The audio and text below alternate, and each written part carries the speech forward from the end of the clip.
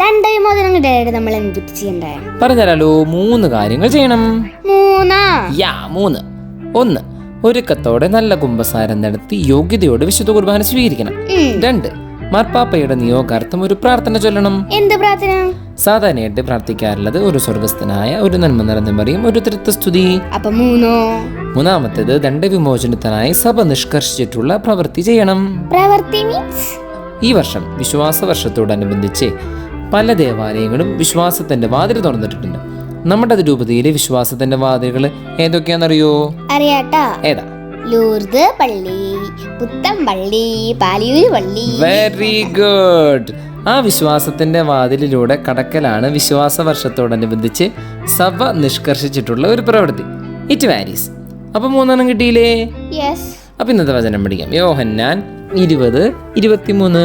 നിങ്ങൾ ആരുടെ പാപങ്ങൾ ക്ഷമിക്കുന്നുവോ അവ ക്ഷമിക്കപ്പെട്ടിരിക്കും. നിങ്ങൾ ആരുടെ പാപങ്ങൾ ബന്ധിക്കുന്നുവോ അവ ബന്ധിക്കപ്പെട്ടിരിക്കും.